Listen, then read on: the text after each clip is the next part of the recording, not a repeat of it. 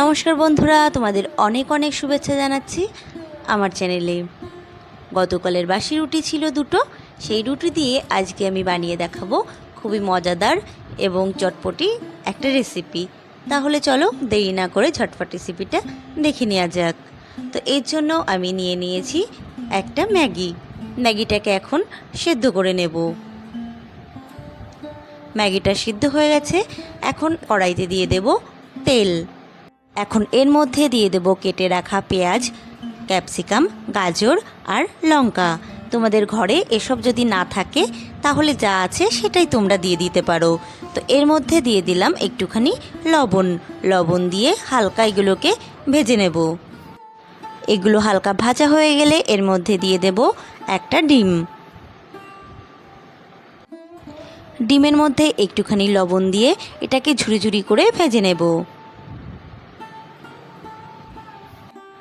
এই সব উপকরণ ছাড়াও শুধুমাত্র ম্যাগি দিয়ে তোমরা রেসিপিটা তৈরি করে নিতে পারো।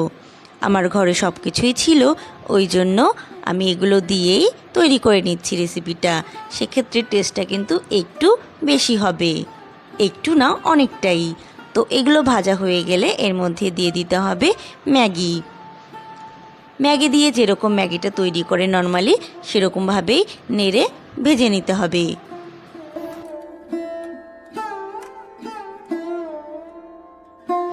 ম্যাগি ভালোভাবে নেড়ে ভাজা হয়ে গেলে নামানোর আগে এর মধ্যে ম্যাগি মশলা দিয়ে আবার নেড়ে নিতে হবে। নামানোর আগে খুন্তি দিয়ে ম্যাগিগুলোকে এরকমভাবে টুকরো টুকরো করে কেটে নিতে হবে। সেক্ষেত্রে রুটির মধ্যে দিতে কিন্তু সুবিধা হবে। তো দেখো বন্ধুরা, ম্যাগিটা কিন্তু পুরোপুরি তৈরি হয়ে গেছে। এখন একটা আমরা ডো তৈরি করে নেব। একটা বাটিতে কিছুটা পরিমাণ নিয়ে নিলাম বেসন, এর মধ্যে দিয়ে দিলাম লবণ আর কালো জিরে। এখন জল দিয়ে বেসনটাকে ভালো করে মেখে নেব।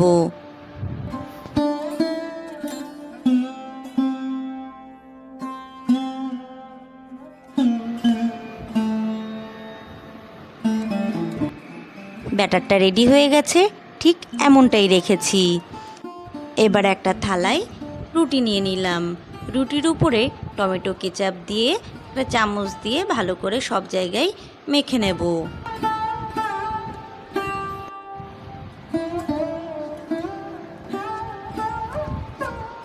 রুটির সব জায়গায় টমেটো কেচাপ দিয়ে মাখা হয়ে গেলে এর উপরে দিয়ে দেব ম্যাগি। এবার ম্যাগির উপরে দিয়ে দেব চিজটা কিন্তু অপশনাল, তোমাদের ঘরে না থাকলে কোনো ব্যাপার নেই, তোমরা এটা স্কিপ করবে। চিজটা দেওয়া হয়ে গেলে অন্য একটা রুটি দিয়ে উপরটা এরকম ঢেকে দিতে হবে। এবার রুটিটাকে আমরা 4টে টুকরো করে কেটে নেব।